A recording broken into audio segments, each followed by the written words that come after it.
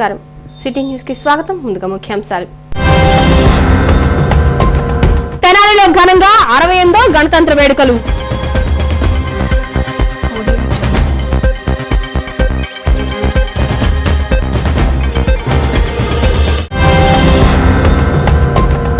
ప్రత్యేక హోదా ఇవ్వాలి అంటూ కాంగ్రెస్ పార్టీ ఆధ్వర్యంలో మౌనవ్రతం.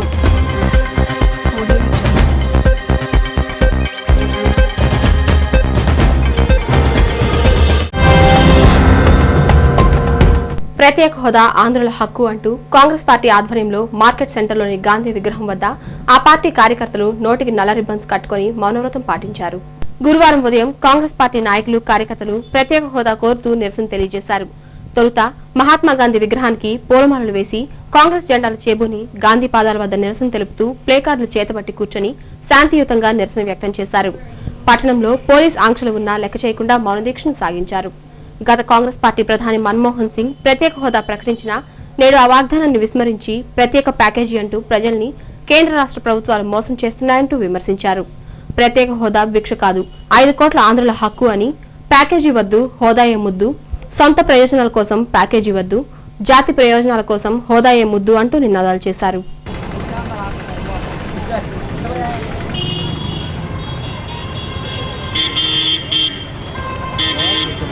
నాడు కాంగ్రెస్ గవర్నమెంట్లో పెట్టిన షరతులకు నాటి ప్రతిపక్ష నేత నేటి కేంద్ర మంత్రి వెంకయ్యనాయుడు గారు రాయితీల విషయంలో ప్రత్యేక హోదా విషయంలో 5 సంవత్సరాలు ఇస్తామని ఆనాడు మన్మోహన్ సింగ్ గారు అంటే కాదు 10 సంవత్సరాలు కావాలని చెప్పి గట్టిగా పట్టుబట్టి మీరు ఇవ్వకపోతే మేము వచ్చిన తర్వాత అయినా ఇస్తామని చెప్పి అన్న కేంద్ర మంత్రివర్యులు ఈనాడు మాట మార్చి మరి దాన్ని వ్యతిరేకంగా ప్రత్యేక హోదా కాదు అంతకుమించి ప్యాకేజీ ఇస్తామంటున్నారు. అంతకు మించిన ప్యాకేజీ మాకు అక్కర్లేదు, ప్రత్యేక హోదా చాలని మనం అంటున్నాము. అది ఎంతవరకు సబబు? ప్రత్యేక హోదాలో భాగమే ఈ ప్యాకేజీ. ఈ ప్యాకేజీనే మనకి పరమావధిగా భావించే మన ముఖ్యమంత్రి గారు మరి ఎందుకు అలా మాట్లాడుతున్నారో, ఆయన ఎవరిని చూసి భయపడి అలా మాట్లాడుతున్నారో మాకు అర్థం కావట్లేదు. అనేక ఆర్గనైజేషన్స్ మరి ఈ రోజున ప్రత్యేక హోదా మీద కావాలి అని ఏకైక నినాదంతో ముందుకెళ్తా ఉంటే మేము ప్రత్యేక హోదా ఉద్యమానికి అనుమతి ఇవ్వం, ఉక్కుపాదంతో అణిచివేస్తామంటా ఉన్నారు. మరి ఈ రోజున మీ అందరికీ తెలుసు విశాఖపట్నంలో ఇవాళ పెద్ద యువతాధ్వర్యంలో పెద్ద ధర్నా జరగబోతూ ఉంది. దానికి అనుమతి లేదు, అరెస్ట్ చేస్తామన్నారు. మరి మీ రోజున మీరు ధర్నాలు రాస్తారోకోలు బంధులు చేసిన రోజున మీకు అనుమతులు ఉన్నాయా? ఈ రోజున ఎందుకు అనుమతించరు? మీకు ఒకటే చెప్తా ఉన్నాం, బంతిని ఎంత బలంగా కొడితే అంత బలంగా లేస్తుంది. ఉద్యమాన్ని మీరు అణిచేయాలని చూస్తే ఖచ్చితంగా మూల్యం చెల్లించుకో తప్పదు.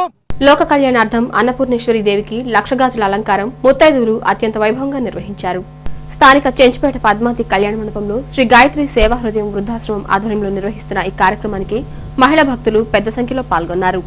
సౌభాగ్యంతో మహిళలు కలకాలం జీవించాలని చేసే ఈ అర్చన పరిపూర్ణంగా జరిగింది. ఈ కార్యక్రమాన్ని డాక్టర్ ఆర్ఎమండ రవికళ్యాణ చక్రవర్తి, నల్లూరు గాయత్రిలు పర్యవేక్షించారు.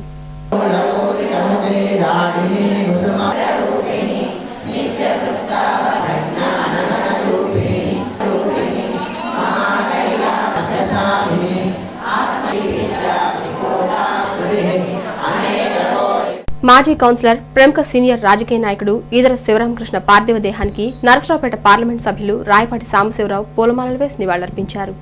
గురువారం శివరామకృష్ణ భౌతికాయానికి అంతిమయాత్ర జరగబోతుందని తెలిసి రాయపాటి హుటాహుటిన తెనాలికి చేరుకున్నారు. శివరామకృష్ణతో తనకు ఉన్న గత స్మృతులను రాయపాటి గుర్తుకు తెచ్చుకున్నారు. అదేవిధంగా మాజీ శాసనసభ్యులు డాక్టర్ రావి రవీంద్రనాథ్ కూడా ప్రసాద్తో తనకు ఉన్న స్నేహాన్ని గుర్తు చేసుకుంటూ కన్నీటి పర్యంతమయ్యారు.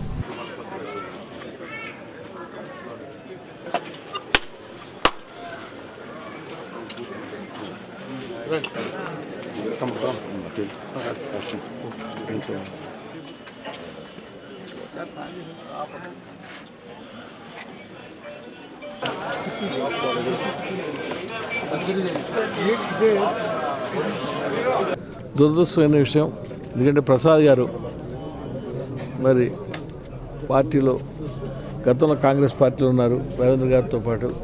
మేము పార్లమెంట్ ఎలక్షన్ సందర్భంగా రవీంద్ర గారి ఇంటికి వెళ్ళినప్పుడు రవీంద్ర గారు ప్రసాద్ గారిని పరిచయం చేయడం జరిగింది. వారు ఆనాడు మరి కాంగ్రెస్ పార్టీకి ఆదరించడం జరిగింది.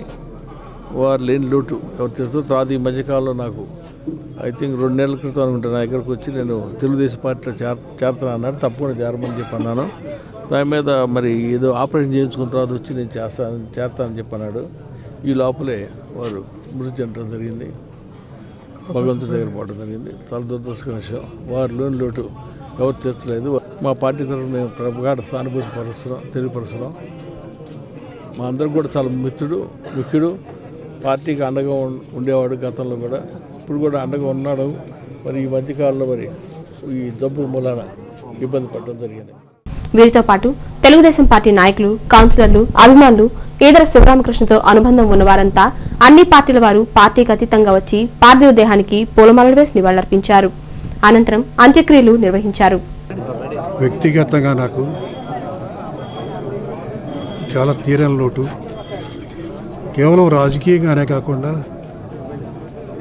ఒక మిత్రుడిగా, ఒక స్నేహితుడిగా, ఒక అభిమానిగా, నాకంటే చిన్నవాడు అయినా కూడా ఎటువంటి భేషాలకు పోకుండా దాదాపు 42 సంవత్సరాల నుంచి ప్రసాద్ నేను ఇక్కడ సహచర్యం చేశాం. రాజకీయాల్లో నేను ఏదంటే అది తను కూడా అదే బాటలో వచ్చేవాడు.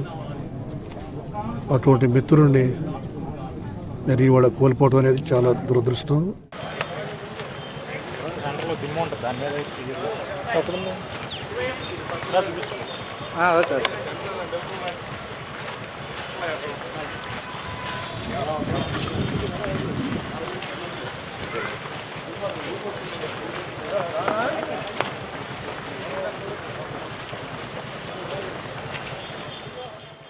ఇప్పుడు ఒక చిన్న విరామం.